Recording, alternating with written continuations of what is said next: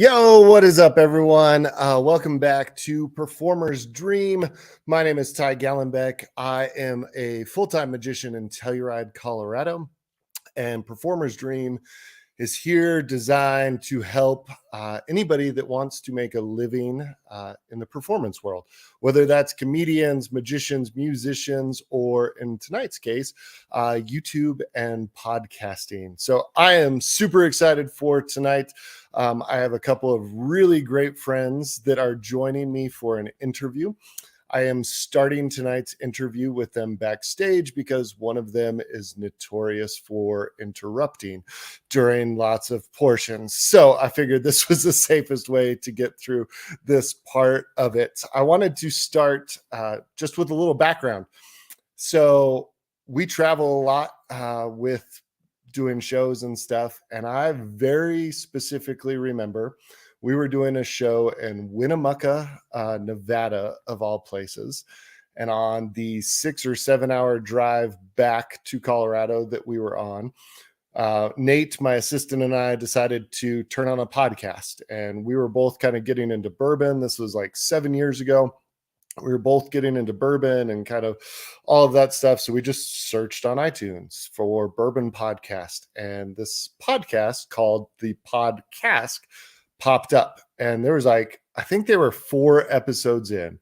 And so we're like, perfect, we'll start with this. That'll get us through the first, 4 hours of our drive, basically. And so we turned it on, listened to all 4 episodes right away, kind of fell in love with it. And I can remember we were like, all right, who are these guys? Let's, find them on social media and all that kind of stuff. And it just so happened they were doing an Instagram live, like back when that was a thing. They were doing an Instagram live. So Nate is in the passenger seat, like playing the Instagram live, watching, and we're like chatting, and they were chatting back, and we were driving across Winnemucca. And that was how this whole thing started. And now fast forward 7 years, we have done a handful of events together. They have become incredible friends. And I'm excited for tonight because I am not a YouTuber. This is a new adventure for this year. I have dove into the podcasting realm a little. I did one for a couple of years, and both of these guys were guys that I turned to for advice during that phase. They have helped with lighting. They have helped with sound. They've helped with all sorts of things. And so I'm super excited to see what all they have to say. Kind of the behind the scenes. They are super great at being out in front of people and talking with people. But I feel like this is maybe an untouched realm for a lot of people to know these individuals. So with that, I am going to bring them on. This is Will and the Greeze of the Podcask. They have an incredible podcast and YouTube channel, so make sure you check that out. But here is Will and the Greeze. Welcome, fellas. Hey, Ty. How are you guys? We're doing good. Greeze is trying to be on his best behavior down there. Yeah, I'm doing great. I'm like, don't talk. Don't. You can talk now. Yeah, I can talk now. I'm just saying. Yeah. I didn't want to go over Will or you or whatever. I was just waiting here for a second. Man, that was a nice story. I knew that you and Nate found us together, but I didn't know how that unfolded. Instagram Live sounds awesome. I mean, it was crazy super early on. Like, to think back on that now, like everything that has transpired because of a long road trip and needing something to listen to. So you just typed in whiskey in the podcast app? I think bourbon. Yeah. Bourbon. Yeah. I think we searched bourbon in the podcast app. So you guys started out as a podcast, and I want to because I love this story. I've heard it some, at least bits and pieces, but I want to start with kind of the origin story, like how the podcast piece of this came, and we'll kind of dissect that a little, and then we'll jump to YouTube as we get there. So whoever wants to take the origin story, go for it. All right, Greeze, you're pointing my way. Yeah. Greeze. Well, I just didn't want to interrupt you. No, you're good. You're good. You're doing well. Good job. Greeze and I have known each other since I think it was 2005 or 2006. We were both in college. We were working a summer job in kind of like promotional events on the road. But then we both ended up working at the same place after college. And my Greaze's domain is video, and my domain has always been audio, as far as our professional lives. And we were always looking to explore new projects or do something on the side to kind of further what we do in our day jobs, but not necessarily experiment public facing with our day jobs. So kind of trial and error. If something fails miserably, it doesn't reflect super negatively on your income. And so one thing was testing a podcast and kind of learning the ins and outs of that, how to launch it, how to try to grow something organically. And so I was talking to Greeze one day and I said, hey, we're going to start a podcast and it's going to be about whiskey. Basically the conversations we have here on Monday mornings after the weekend, like what we drink, what we have. It's not pretentious. Now, you didn't tell me, Will. You asked me. No, I'm pretty sure I told you we're starting a podcast. And then I said the only rule is, and this was in hindsight the biggest mistake I've ever made. I said, whatever comes to your mind, just say it. Yeah, and that was his only rule. Mm-hmm. And so that was kind of the origin story of we literally sat down to do a episode 0 to kind of like be a placeholder. It was supposed to only be like a 5-minute, I'm Will, this is the Greeze, here's what we're going to do. But we ended up recording for 30 minutes and made our episode 0 actually just the first episode. So, and the rest is history. That was, that episode was published on May 5th of 2016. And so we've been doing it ever since. Yeah, that's crazy. And I love 7 years, man. I know. Which I was thinking about it. So I think I went full time 8 years ago performing. We started the show and Telluride 7 years ago. So both of those adventures were like, at the same time, which I thought was, as I was just reliving the like timeline of this, I was like, crazy. So yeah, dude, that's awesome. We've always known you as the performer. So that's right. It was just because it was a year early. We have all these bourbon people tuning in. I know Will just poured up something fancy. So, and I know Greeze is drinking something good. So what are you guys drinking? Let's do that, because I feel like that's appropriate. I just bottle killed. There's only a tiny bit left in this bottle of George T. Stagg. Oh my gosh. Is that 2020? The last time, yeah, I think it is. The last time I bottle killed George T. Stagg was in Colorado with Ty. So I thought it was only appropriate to do the same. That was a good time. Good time. And Greeze is drinking out of a decanter, which is usually a good sign if you're around Greeze. Yeah, it's JD Barrel Proof. It's a Fairview Liquors and Fine Wines pick. It is dark. It is so dark. I don't know if you could tell on the camera or not, but it's pretty tasty too. And it's like, I don't know, 135 proof, somewhere in there. And then I went batch 3 because it felt appropriate. I like it. And our local spot has like 6 of them bunkered for me because I know I'll be the only person that ever buys them. So it's perfect. That's batch 3? Yeah, batch 3. Well done. They're just sitting there. He ordered a case because the distributor told him it was going to be the last Kentucky Owl batch. He's like, oh, I got to get these. And I'm like, I don't know if that's true. Nope. Definitely not. Turned out not to be true. So, right. All right. So you start the podcast as just a side gig, which, correct me if I'm wrong here. This still, for both of you, the YouTube world, which kind of just has melded over the top of the podcast world. It's still just, I'm not going to call it a hobby, and I don't want to call it a part-time job because I know how hard you both work at this. It's a full-time hobby. That's the way to call it. Yeah. You could call it a full-time hobby. That covers all your bases. Perfect. Because it is not everything you do, but it is, it is substantial. Like, it is a time commitment for sure. Yeah, and Greeze can speak to this as well, but like I said, we did it as to learn a lot, and we've learned a lot over the years. But I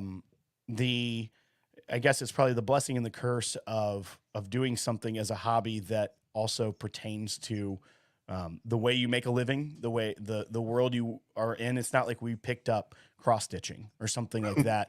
And it's still production and media is the world we live in. So the things that we geek out about when we're making content for a hobby also relate back and help us in the way we live our lives and provide for our families. So even though it is a heavy load for fun, it still does help us further our careers because it's something that we're learning from. We're taking bits and pieces and feeding back, and it also we have found ways to make it at least us not losing our shirt off our hobby. So I wouldn't say that it pays for our lifestyle by any means, but it definitely has some revenue streams that come in with it that help kind of alleviate some of that, all that we're giving to it. It does give back a little bit.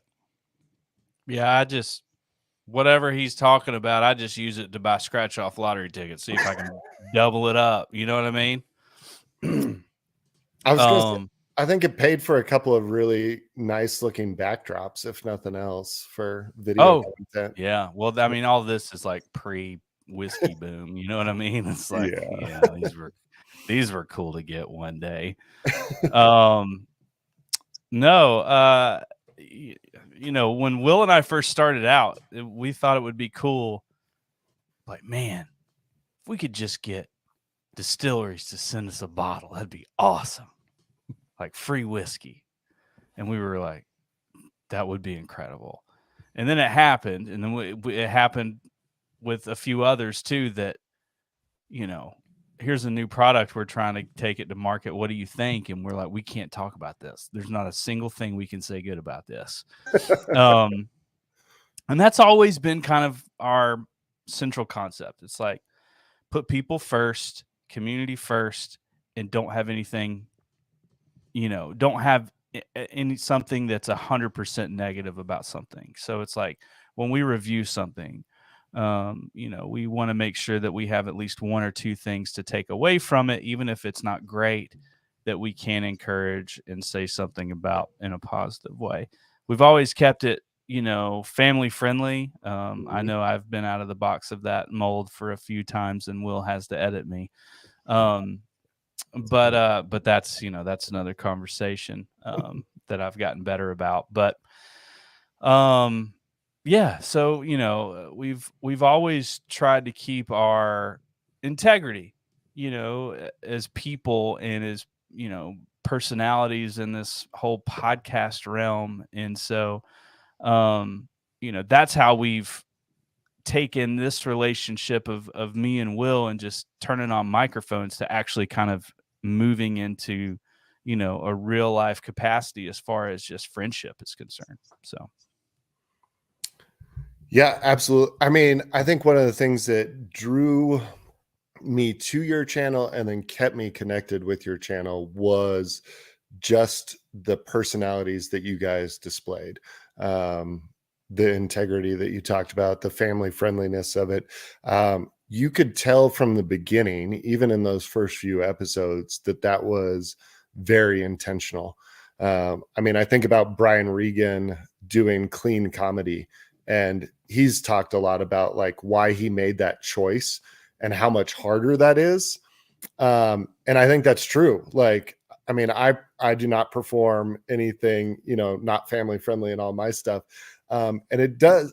I mean, the easy way out, I think a lot of times would be to make those jokes or would be to make those comments, especially when booze is involved and, you know, you're in those worlds. That's the easy route. And you guys didn't take that. You chose to kind of keep it above board or, you know, at least run that PG-13 line for most part throughout it, which I appreciated. I love that about you guys. So. Well, and it was intentional, not because we decided, hey, we have to be very prudish in who we present ourselves as. We're talking about whiskey. We're talking about something you have to be 21 or older to purchase, something that has had has negative stigmas in a lot of places because of alcoholism and things that come along with hard liquor itself. This isn't even craft beer we're talking about. This is hard liquor. And it was also intentional, though, not because we thought of ourselves as above that or wanting like, oh, we can do it the hard way, but we wanted it to be something that a parent could listen to in the car. Like if their kid knows that they drink bourbon, that's fine. But we didn't want to be something where the parents were always nervous about what was going to come next. And we wanted to foster community. We wanted to build relationships with both each other, but with the people listening, because it is a very intimate medium when you're a podcast. It's people are literally in your head if you have headphones on, their voices. I heard Audie Cornish, who is a former NPR, she used to host All Things Considered, talked about the people you hear on the radio, you hear in high fidelity only in a way that you typically hear a spouse or your child that often, because of how frequently you may tune into audio entertainment that way. And it's different than television, it's different than video format. So we were very mindful of people were trusting us in their space. And if they're driving their kids to school, that's when people listen to podcasts a lot. Or if they're driving to work. And so we didn't want to be something that we automatically limited our reach or our potential because your 5-year-old's in the back seat and there's something, okay, I'm gonna have to turn that off because I don't have to explain it. So that was kind of the intention behind it, and it stuck with us. It's been the way we want to be. So yeah. I love that. So and sorry, I'll just go for it. A couple of things. With kids in the car too, there was a couple of times. Well, we try to always be respectful of the spirit. It is hard liquor. It can get to you. It can, discontinue your normal character in some regard. But that's kind of where our friendship has come in too. It's like, we can be accountable to each other and be like, all right, we need to wrap this up. Or, like he'd pick up on some things, some laziness or sloppiness. But I would like to think that in the car, if kids were in the car and the dad was, or the mom was listening to our show, I really hope that they would walk away with that and be like, man, whiskey's fun. Like it doesn't have to be, whoa, on top of a truck waving an American flag. Did you just hear it? Whoa, I'm waving the poo flag. But yeah, you're right, Ty. It was very intentional. It was very intentional very early. And Will has stuck by that. When we ventured over to YouTube, I got a little bit more loose. I started playing more of a nemesis, a evil character.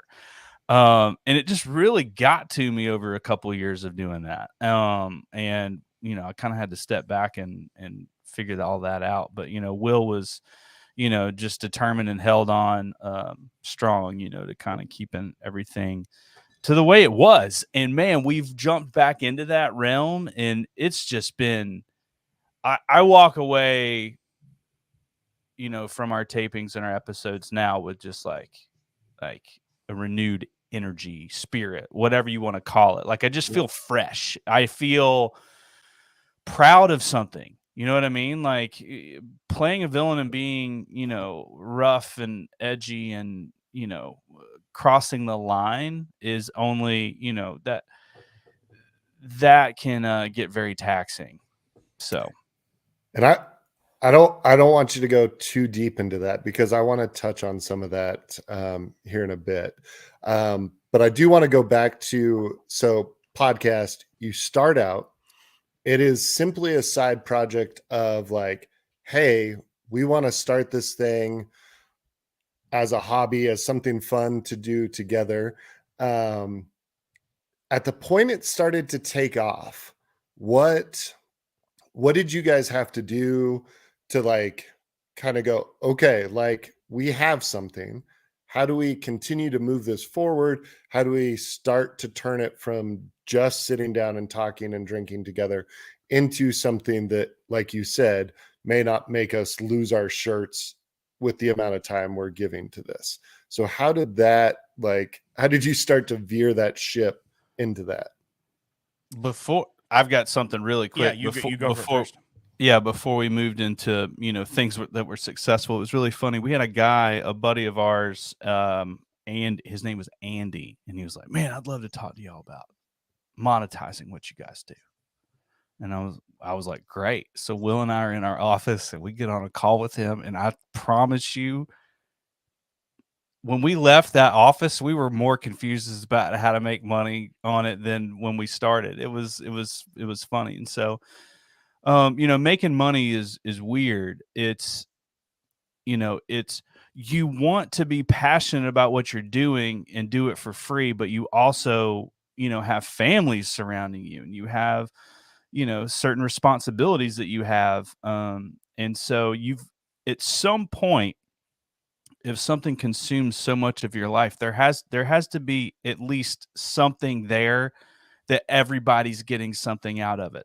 I know I'm getting something out of it every day. I don't need to make it. I don't necessarily need to make a dime. Now it's nice because we got to pay for 500 subscriptions that we have that I don't even know how we got. I have an idea. But that's just daily life. But yeah, there's other people surrounding that. And so, that was a focus, for us at some point. We were like, man, we gotta not at least lose money doing this thing, because this whiskey is very expensive. We're wanting to do a website. We're wanting to have a new server. We're wanting to have, all these different things. We're wanting to do this thing called Whiskey Weekend. How do we even do that? And so, yeah, I'll let Will take over from there. But that was just kind of like a first thing of like, we don't know what to do. And then somebody that we thought had the answers, that wasn't the case. And so we were in this weird kind of gray area as far as like, what do we do? Because we're bleeding money. Go ahead, Will. Yeah, well, this is something I don't think I've ever shared or said, but it's a screenshot I've got on my phone from February 17th of 2016. So this is when we're building the idea of the podcast, and haven't even recorded yet, but we're starting to talk about it. We're starting to try to get domains, trying to get the back end on Apple set up. And this was from Columbia Journalism Review, and it was about podcasting. And it says, the podcasting format is well suited for fostering community. The conversational format has a barbershop vibe to it, in which the hosts are friends talking amongst themselves rather than an authority representing an entire segment of people. And because audio is more colloquial, it allows the host to talk authentically with all the jargon, character, dialect, and in-jokes that aren't shared with the mainstream. And I feel like we captured that really well. I think that kind of is the format and the formula for what the podcast became. Now, it's easy to say we're doing something that will foster community, but if no one's listening, then there's no community to build.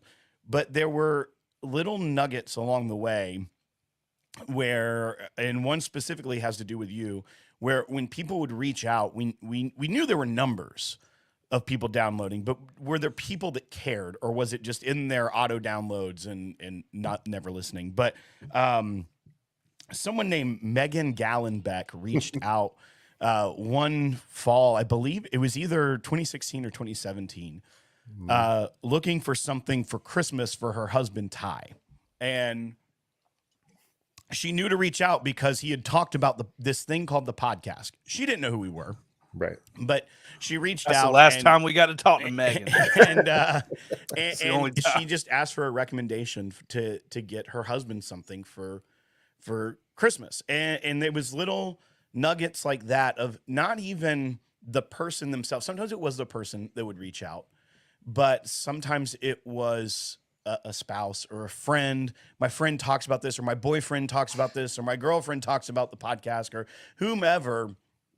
And that was like, oh, it's not just people listening and they are sharing what they're hearing.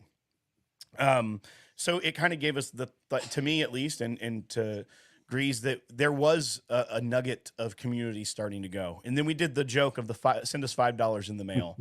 And eventually that led to us starting a Patreon, which one of our key things was launching FaceTime with our community members, people that were listening that we didn't know if they were real or not, or Russian bots or whatever. But there's something called the Virtual Bar Night, which was an in joke within the community. People knew about bar night, so we are going to do it online.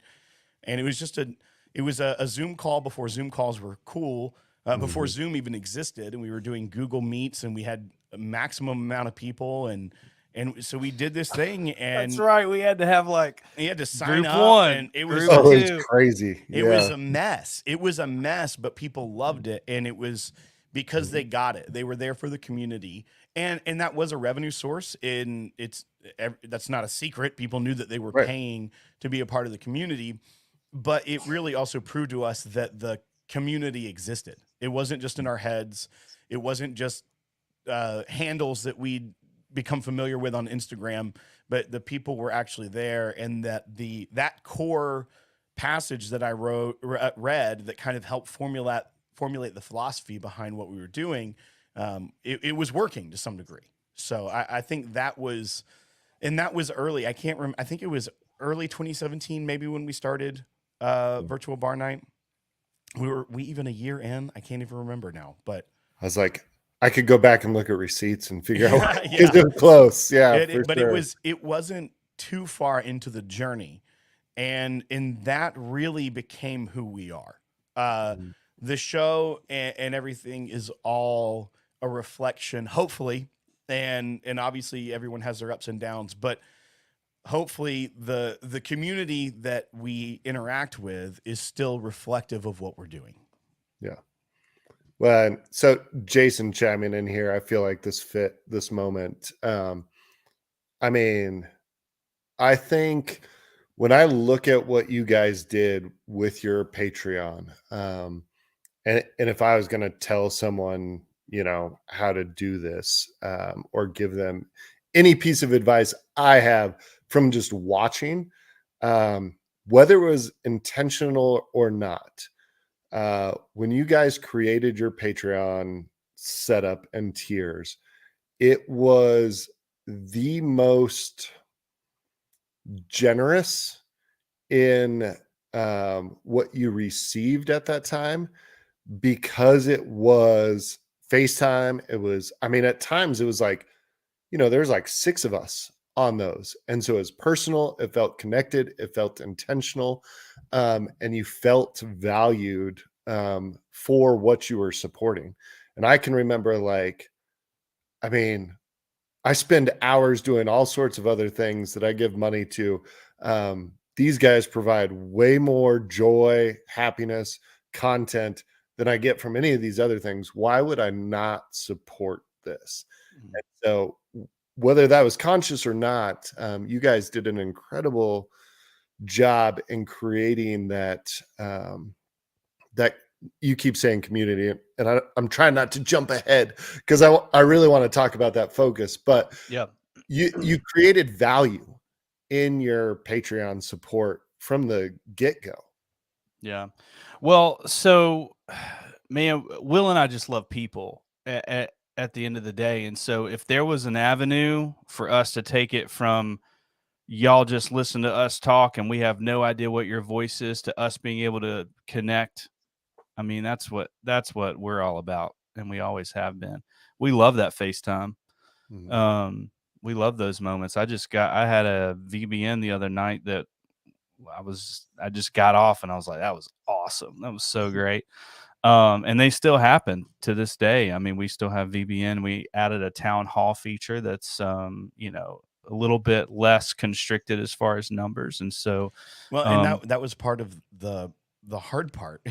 Is Right. that it was how do you scale it?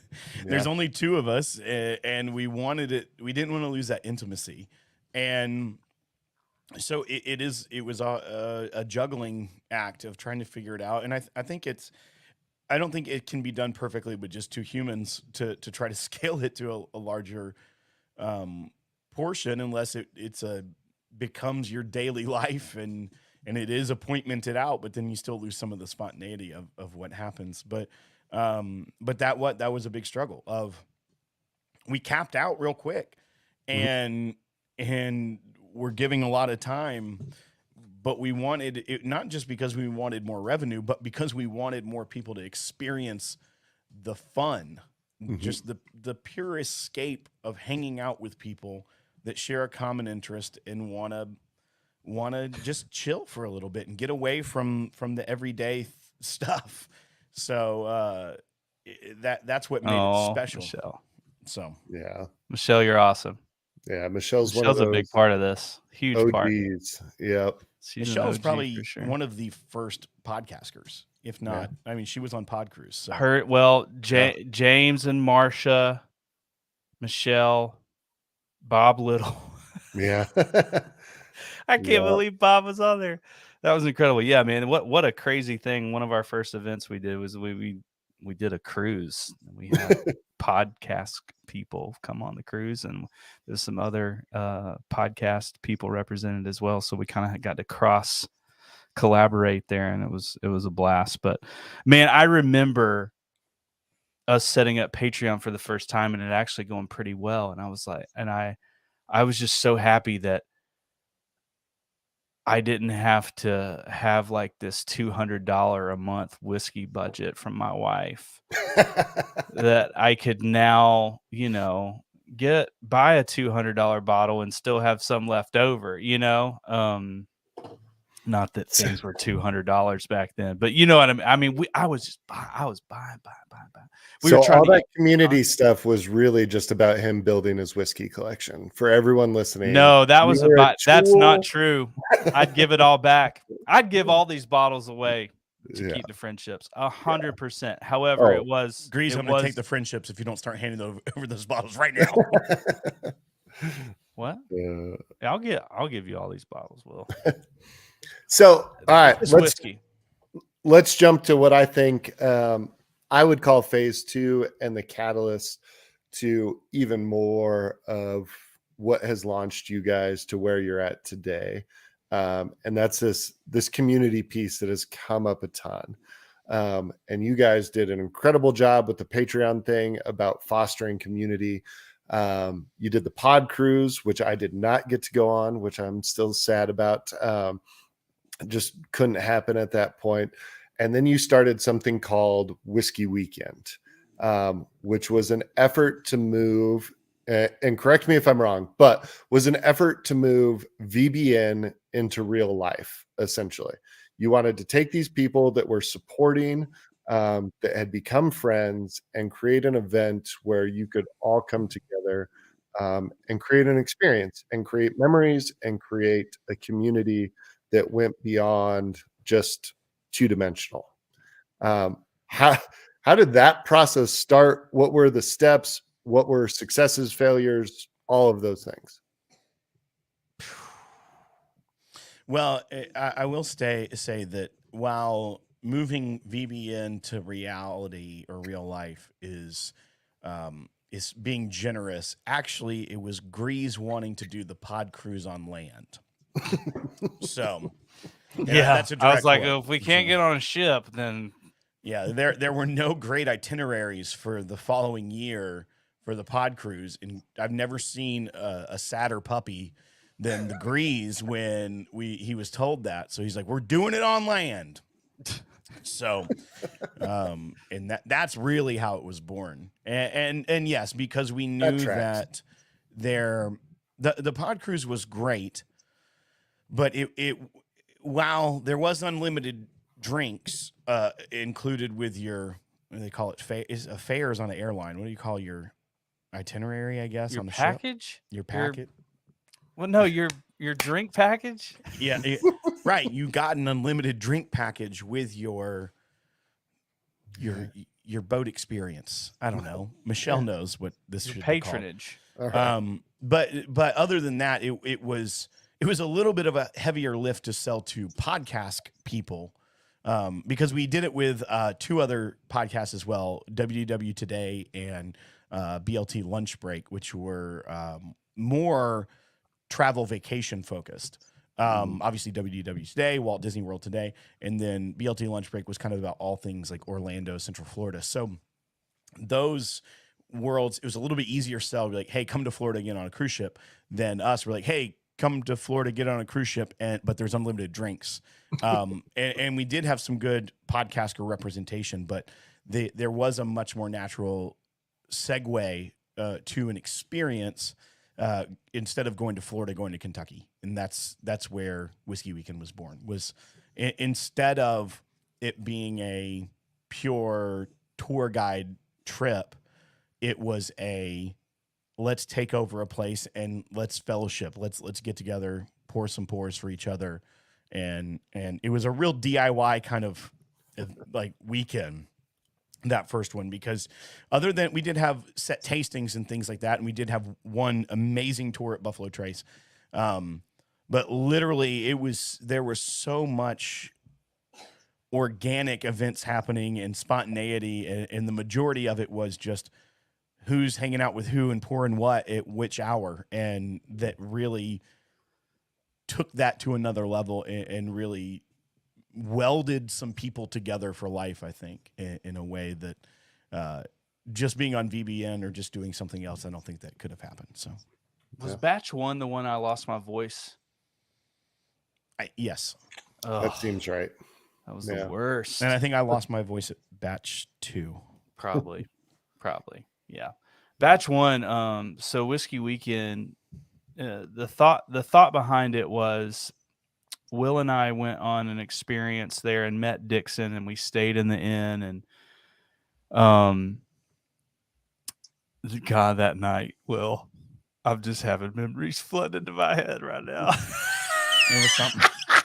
Anyway, there's a lot of things there, but we hung out with Dixon and we did some stuff there. We saw the inn, and at the end of the day, I was sitting there thinking, I was like, Will, how can we,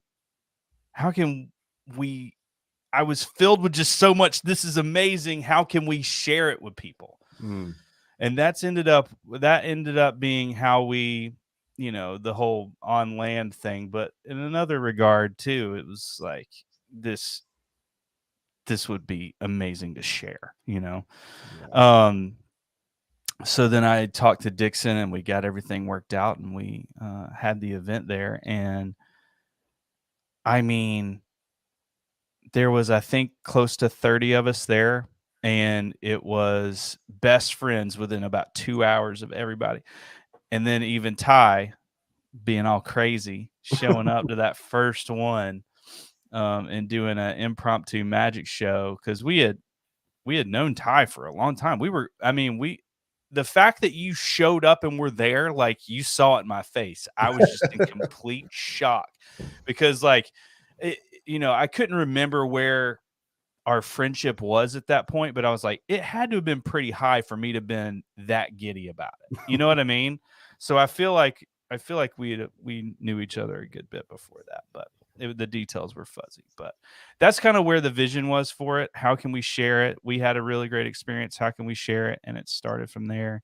And then, we're now coming in on batch 5 here in Franklin, Tennessee this year. So we're excited about that. Yeah.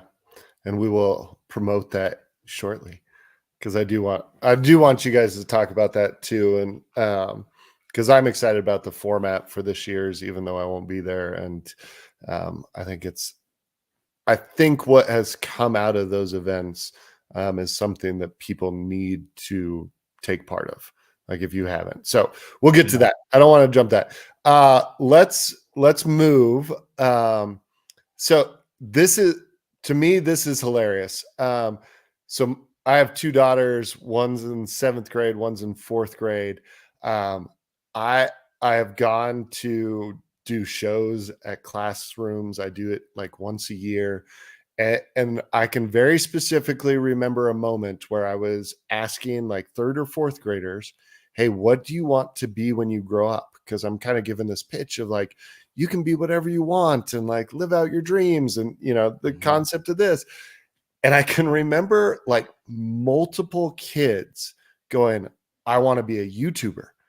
And I'm like, this is a thing now. Like, this is genuinely something that kids are looking at and projecting themselves, their future selves, into that role of like, that's what I want to do for work. That's what I want my job to be. And it was this fascinating transition in my head, at least, from like, oh, like this generation looks at this differently. and I don't know what I'm saying when I say this generation, because I think there's probably 20 or 30-year-olds that are in that same boat. But I remember that was the moment that it clicked to me that like, this is an avenue of performance art or entertainment that is becoming a viable, sustainable option for people to live out as a career. And I think it's been 2 years. Correct me if I'm wrong there, Greeze. Yeah. That you guys made the transition from strictly just podcasting into this YouTube world. Three So 3 years probably. has it been 3? Yeah, It because could it's be. 20. I believe we started doing it in, or almost 3, because we as a necessity had to start doing things live Oh yeah. during the pandemic. Yeah. And so it wasn't as big of a push, but our presence became, and we started doing our show live on YouTube in 2020. So really it's the 3rd year. Yeah. Not Okay. the 3rd year of We shoulder haven't down completed leaning 3rd. into it, Right. but Yeah. no, Yeah. I mean, no, this will be the end of the 3rd year in the next couple months. Oh, because okay. 2020 to 2021, How did we get 2022 to here? 20, it's been Yeah. a weird couple years, Man. bud. Yeah. Yeah, those first couple. So let's talk about that. I mean, obviously, it was a pretty natural, maybe not the easiest, but it did make sense with Grease's background and videography and all things video, wedding videos, all of those kind of things.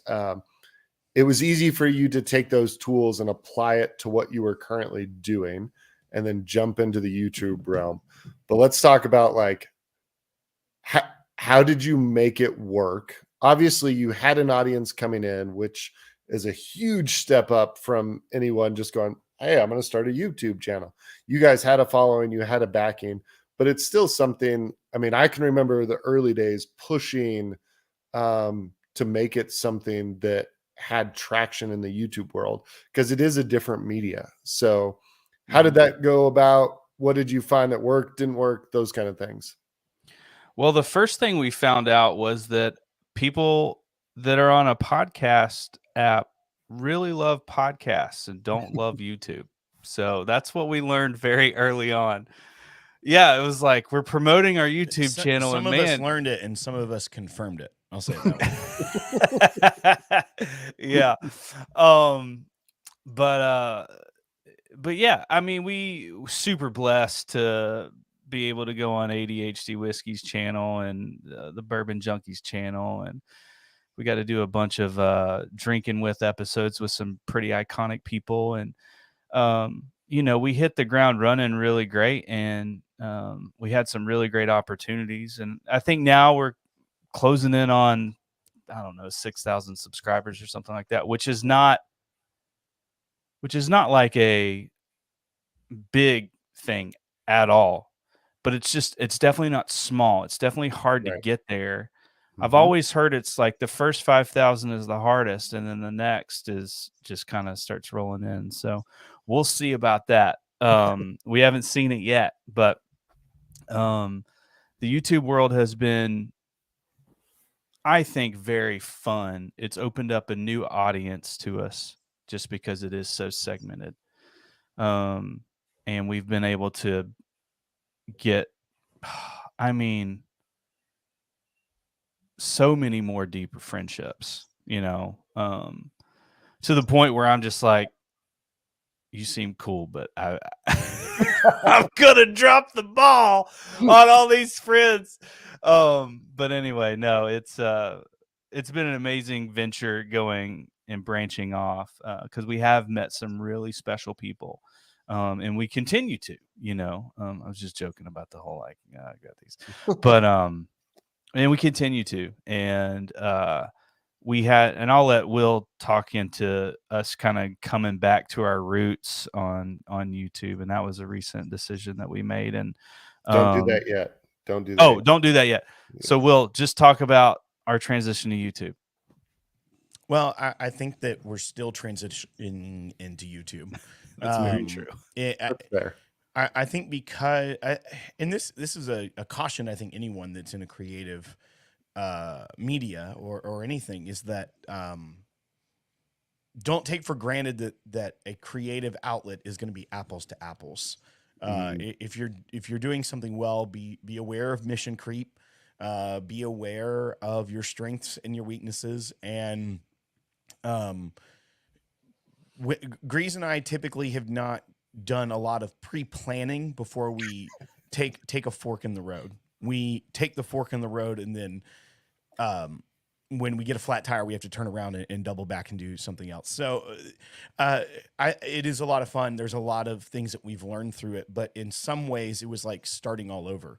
I feel like the things that we learned in the first 3 to 4 years before we started doing YouTube a lot, we built up a knowledge base, and then to some degree started from scratch and are trying to do all that. And because of that, and I won't go into it fully because you said don't go into it yet, but there was some degree of not being cognizant of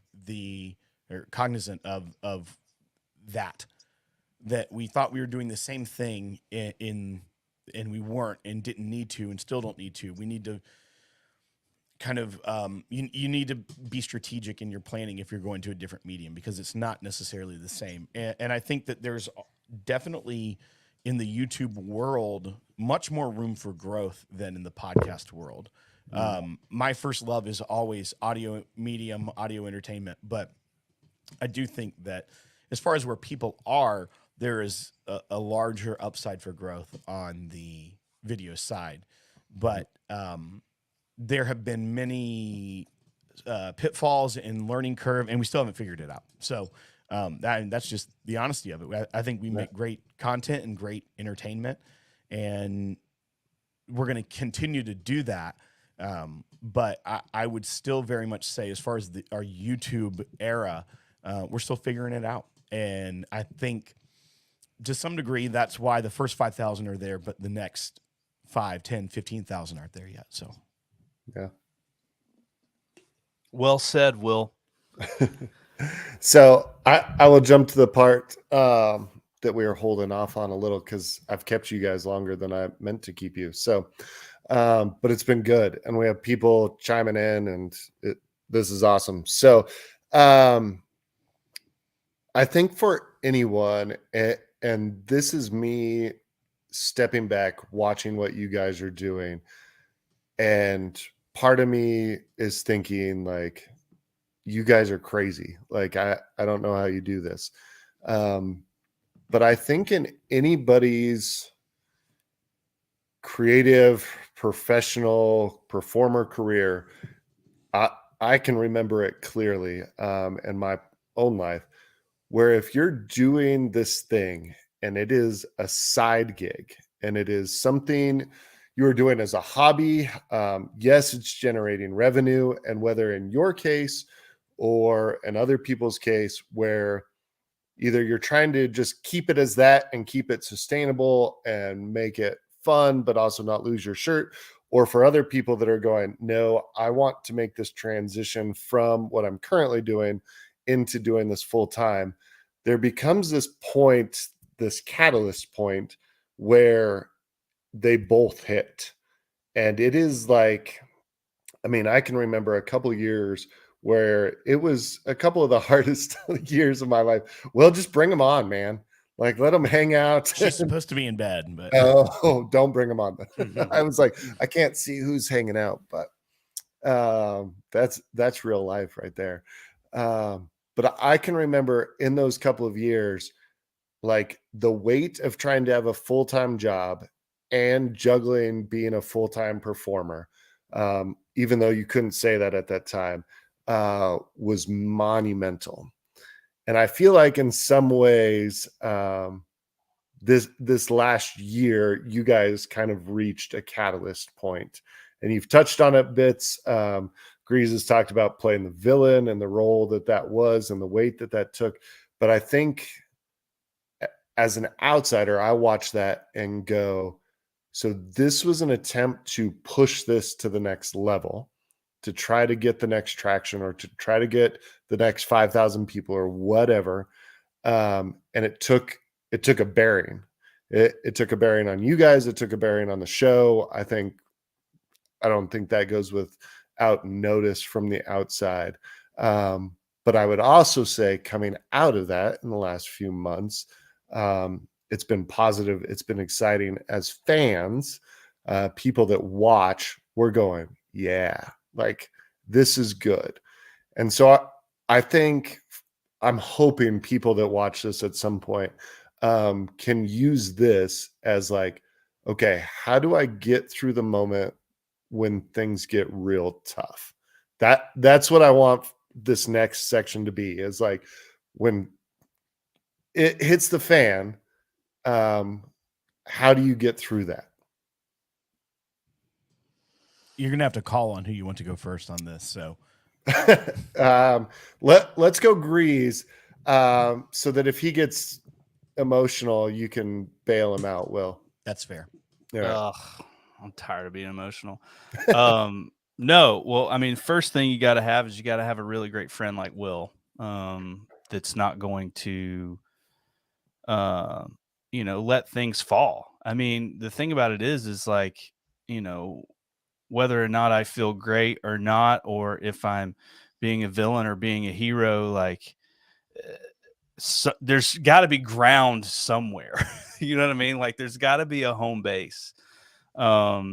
And Will provided that home base. And so when things kind of get really far out there, it's that friendship and that, the vision of what we've always wanted this to be kept us right there. And so, what was the specific question again, Ty? It was, If you had to give advice to someone about how to get through yeah. a catalyst moment, what would it be? Yeah. You got to be humble as crap, because every catalyst is not going to work out in your favor, and you're going to be stripped down. Like, I view a catalyst as like a fork in the road, right? We could totally mess it up, right? We could mess up whatever we're trying to get to. Yeah, I don't know what to say to that, I guess. But Jump on top, Will. All right. I think that I'll answer that two ways. I'll answer it for us, and then I'll answer it as I think could be generally applied. All right. One, if you do have a community, that we've been doing this too long at this point and have too many friendships to just walk away. So that fork was never walking away, because it's the downside to that is too costly. Not necessarily fiscally, but definitely emotionally, with all the people that we have. Not that we would lose friends, but the weight of the community, I think we've got too much invested in it to walk away. It'd be a huge loss of connection. Right, 100%. So I think. Oh yeah, that's I an mean, if aspect of anything it. happened to this in our friendships that we've established, I mean, okay, now I just went from 100 friends to 2, and like, you know what I mean? And so it's so important. You can't just strip it all down, you know what I mean, and just abandon anything. Yeah, but I do think that there's not the trials we face in the way we try to do it. I think there's a lot of things that wouldn't be applicable or would be applicable if it were like, let's break it down by moment. But what I would say is that, and I alluded to this earlier, mission creep is real in any organization, any business, any creative endeavor of where you become Icarus for a moment, and so just be wary of that the entire time. And I think that what we've started doing in this new year is getting kind of back to the basics, but doing it on a new format or a new medium. And we had never really done it that way.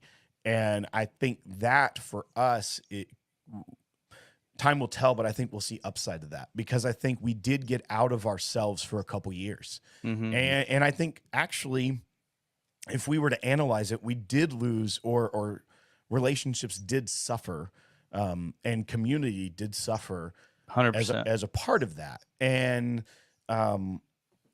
because what we're doing isn't just pure creative expression and content making, but because that community aspect is so much at the cornerstone of it, that when you lose sight of that, when you don't have a core, you don't have a mission statement, you don't have a corporate value system, even though it's a corporate of two, then you can start to lose your way pretty quick, and then you're just throwing spaghetti at the wall. And so I would say anyone in a creative endeavor, if something's going right for you, don't be afraid to tweak or make adjustments, but really analyze what makes your creativity yours. Yeah. And then build Why is on it that. right? Yeah, build on that and keep doing that, and do it really well, do it exceptional, and find out what the appropriate expansion of that is in other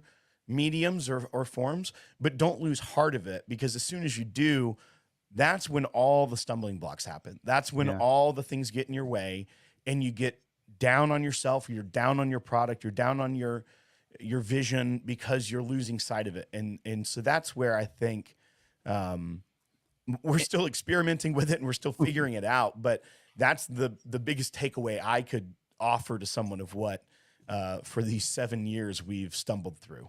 Yeah. I think anything creatively that you're dealing with, and you've got a fork in the road. Okay. There's something coming, it might be a catalyst. It might be a bad, it might be negative. It might be positive. Regardless, there's something in front of you that's going to take you one way or the other. You got to have people surrounding you that you can be honest with them and ask them questions. You know what I mean? Because they're going to have your best, your best interest. We have several people. Ty, you're one of them. I'm not going to list them all out, because if I leave somebody out, they're going to be pissed. But we have what I would consider, some OGs in the podcast world that we truly ask them on a lot of big things, that big decisions that we have to. And I mean, y'all probably, people that are listening that are those people, they're gonna be like, yep. So we do that. And so that's what I was talking about earlier about, like, humility. Like, you got to be humble in those moments. You got to ask. You can't, if we just kind of went to everybody that we've got all the answers, we know what to do, but we're not even remotely considering our audience in those things, your audiences could drastically fall. Friendships can fall in that regard. Like, you get, so I think an example of someone who's done it really well, having to make an adjustment on the fly, but still knowing the core of what they do. And that's our host here, Ty. You're a performer. You do something that requires proximity in your performance. The spectacle of magic is best when intimate. And the entire world was against you for quite some time. And instead of you deciding to do juggling videos or something, like, I just got to do something, I'm a performer, I can do it, you found creative ways to still bring your product to people when it was most difficult. And it may have not felt like you were excelling at it. It may not have felt like you were crushing it in the moment for those times, because it was hard, it was draining, but you got innovative. I'm sure you learned a lot. You crafted some really cool stuff in that, and you were able to be introspective of yourself and your product during that. And you didn't lose sight that you were performing magic for people, and what you wanted to elicit from them was some sort of aha or gasp or moment. You wanted to spark wonder, and you found ways to do that through the most trying time. Now, when pressure's on, people do amazing things. So maybe it's not all you, it's just your human nature, but you were able to not lose sight of what your core value of your art is. And that's remarkable. And I think anyone can take nuggets of that and think, okay, when everything's against me, I have to change my medium, but I can't change my product. It's still got to be what I'm giving people, has to be what I'm good at. Because if I abandon that, I don't know what I'm doing. So I think I've learned a lot from witnessing and observing that struggle. And I know it was not easy, but it was remarkable seeing the things that you were able to pull off, even if Greeze did sign you up to perform for a Girl Scout troop. Yeah, he tried to. Yeah, Ty, you're the man right here that literally was in the middle of a pandemic and like, I'm gonna get Amazon to sell my stuff, like, and like, oh yeah, Amazon hired me to come and do magic online remotely for families and stuff like that, and corporate gigs and all this other stuff. And that was innovative. That was innovative. Now, did it work out or not? I have no idea. I don't care. Not at all. It was innovative. I pimped myself out on Amazon for like 6 months, and I would love to never have to do that again. But I appreciate the kind words for sure. But I think that line you just said, Will, I think is such a key to not lose sight of who you are, what it is you are creating, what that thing that you have inside of you that you are, as a performer or as a creative, you're trying to let out. It is so important to hold on to that. And especially in those moments where it becomes trying or something happens, and sometimes that thing is success, I think. And so you get propelled into this new level and you watch performers who make that leap to that next level, whatever that thing is that pushes them there. And all of a sudden they're operating at a different space and they lose everything because they've forgotten what it was that brought them to that moment. So I think that's my story. I think a lot of times people think that their shift in their mind is that their product goes, let's say they're a musician, their product goes from being their songs to themselves. And it seems maybe cheap to call what you're giving a product, but I mean, we're all salesmen. We're all trying to sell the thing we do. And I think that if your product becomes yourself because you're successful, that's where you start to lose sight. Even if that success is 5,000 people on YouTube, right? If it's 100 people listening to your podcast, if your product shifts from being whatever your product is, a great podcast, a great YouTube channel, a magic performance, to Ty Gallenbeck, Will Haynes, Greeze is the product, that's when I think you start to lose focus. And it's a nominal shift that can happen to anybody at any time. But if you lose that focus and you yourself, instead of what you do, becomes the product, then that's a dangerous place to be in. Yeah. Well, any good product is a service, in my opinion. Any good product is a service to make humanity better. I mean, I think that's any good product that sells or catches on, that's what it is. And so when that gets turned in, it no longer becomes a service to humanity. It becomes service to self. So can I say something really quick? Yes. As a creative, sometimes we can get in this lull of just like, this isn't fulfilling to me, this isn't whatever, or you're letting people down because you've got this new thing that you're trying to do. Like, I would just encourage people just to take a break. Like, don't be like, I'm done.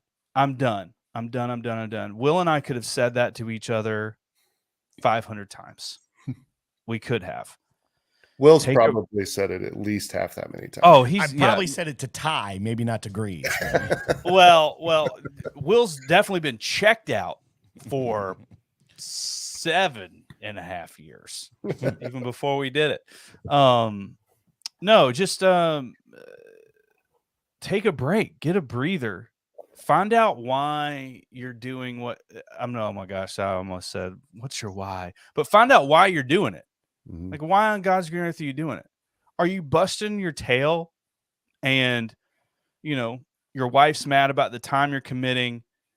Other people are mad because, you're not producing enough content. There's so many big things coming at you that could be in a negative space. And I'm just like, dude, tell everybody, look, guys, I'm taking a 2-month break. I love y'all, mean it. Hit the off button and just do it.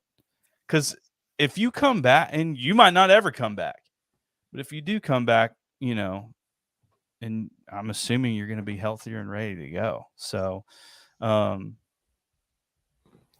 it's that'll just give you some perspective, And I can say that because that's what I specifically did. I took a couple of months off. Will kind of ran this train while I was gone, and I was just in a very crowded headspace, and I needed to simplify a lot of things in my life, and that's what I got to concentrate on for 2 months. And he kind of took the podcast away from me. He didn't take it. He took it and just held it in his hands until I was able to come back and help hold it with him.